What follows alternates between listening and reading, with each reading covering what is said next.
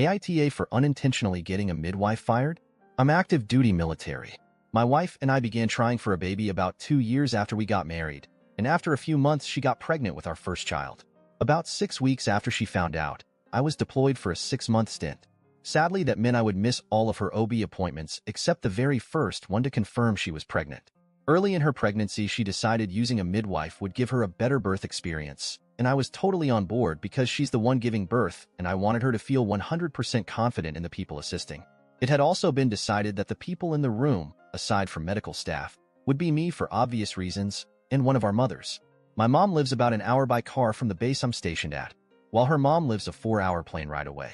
Ideally, her mom would be able to get there in time, but she loves my mom too and was okay with her being there if labor went fast and her mom couldn't make it in time.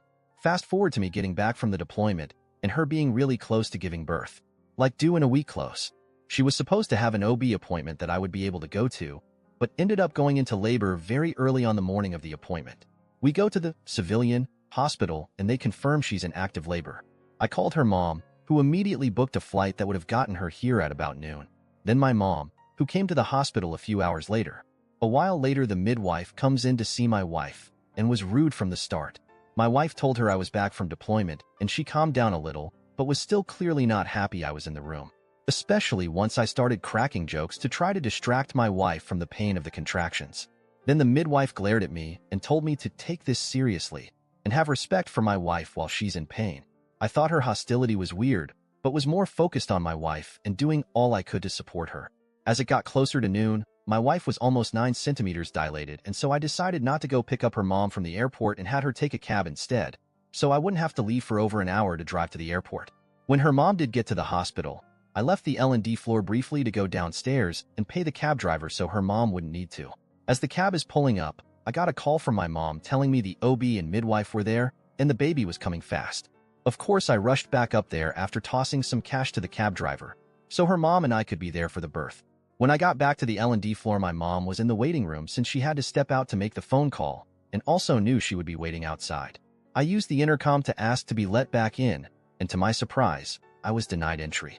They said they had an order to not let me or anyone in to see my wife. That was really confusing, so I asked why, and was just told I wouldn't be let in and not to tie them up on the intercom or security would be called. So the three of us waited outside, since my wife didn't answer her phone as she was actively pushing our baby out. Well over 2 hours later, she was able to call me back and asked where I had been. I told her the hospital staff wouldn't let me in, but I had been in the waiting room trying to get answers for almost 2.5 hours.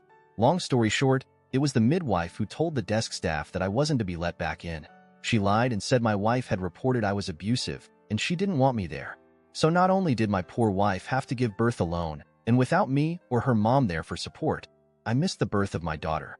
It meant a lot to me to be there to see my baby come into the world because I missed so much of the pregnancy, and that was ripped away from me because this awful woman didn't like that I never showed up to a single appointment the entire pregnancy, despite being told by my wife that I was deployed.